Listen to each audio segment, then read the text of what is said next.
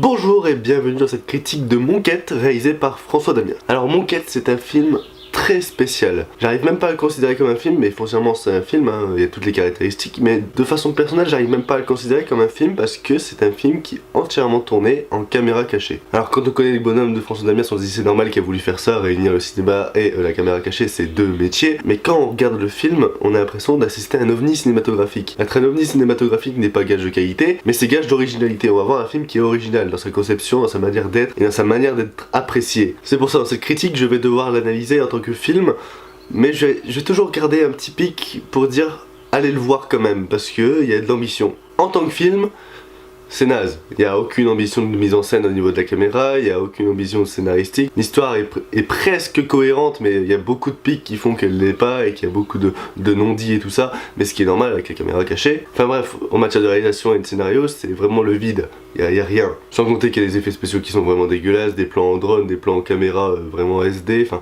vraiment la qualité d'image et tout ça elle est très variable pendant tout le film.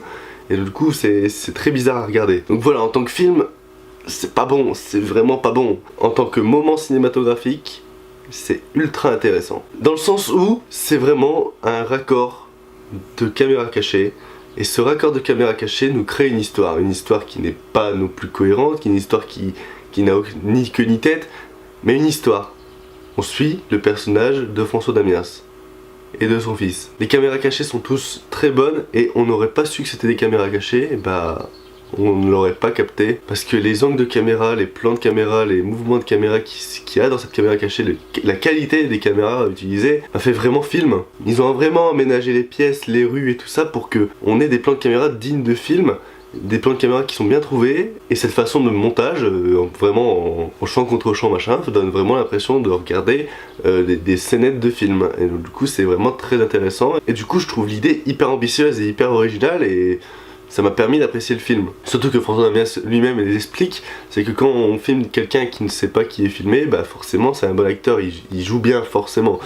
On peut pas dire acteur, mais forcément il donne l'impression d'être réel, il donne l'impression que les phrases sortent instinctivement, parce que les phrases sortent instinctivement. Tout comme François Damiens, qui comme toutes ses caméras cachées, est excellent en improvisation, est excellent en conneries, est excellent en vannes. Ça donne du rythme, ça donne de bonnes vannes. Surtout que le film, entre autres qu'être une comédie et un divertissement, est aussi une œuvre qui développe beaucoup de messages sur la société actuelle. Dans le sens où elle traite, grâce à ses caméras cachées, grâce à ces diverses personnes que François Damiens se rencontre durant le film, un point de vue sur la société hyper intéressant et un point de vue plutôt adopté de la classe moyenne. Parce que le personnage de François Damiens, c'est un ex-tolard, est une personne qui physiquement fait penser aux gens de tellement vrai, donc du coup d'une classe sociale vraiment très faible, et par point de vue et sa façon de parler donne pas vraiment envie de lui parler, dans le sens où bah, tu vois que c'est pas une personne cultivée et que c'est pas une personne très intelligente. Et donc du coup dans le film on retrouve ce personnage face à un banquier, et le personnage qui va commencer à y sortir de toute façon vous prêtez qu'aux riches, jamais aux pauvres, alors que c'est eux qui en ont le plus besoin. C'est ce genre de répliques comme ça qui va balancer à vraiment des vraies personnes qui travaillent dans leur banque et tout ça, qui donnent des messages et qui ne t'ouvrent pas les yeux parce que t'es conscient qu'il se passe ça dans notre société. Mais ça peut permettre de changer les choses, ça peut permettre d'ouvrir un déclic chez certaines personnes, chez certains banquiers par exemple. S'ils vont voir le film, certains banquiers, bah, ils peuvent se dire tiens, c'est vrai, il n'y a pas de tort. Et il n'y a pas que ça aussi avec les banquiers, il n'y a pas que avec des métiers qu'il y a ça. À un moment il fait pour draguer une vieille dame dans la rue.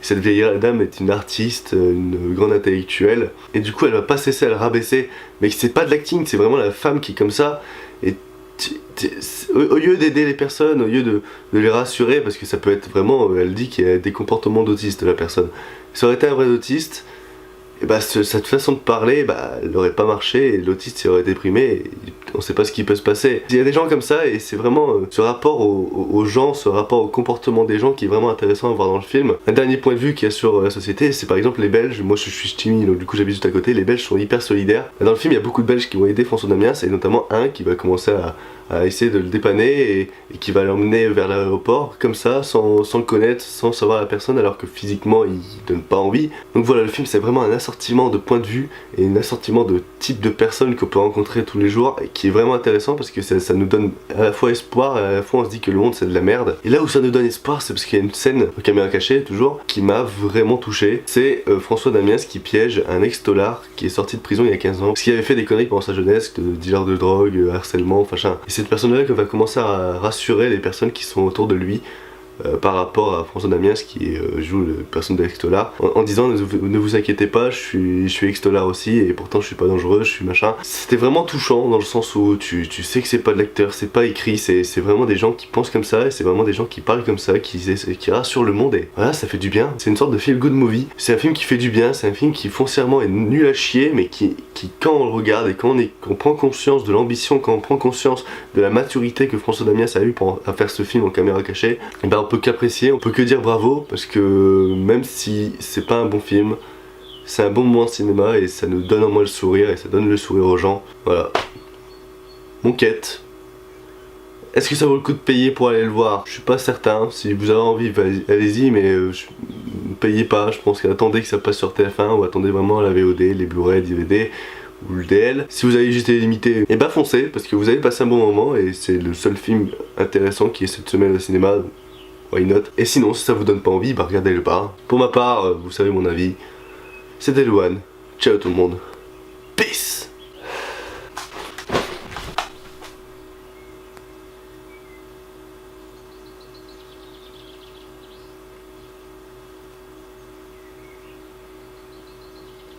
Oh, vous pouvez attendre, hein. Je vais rien dire.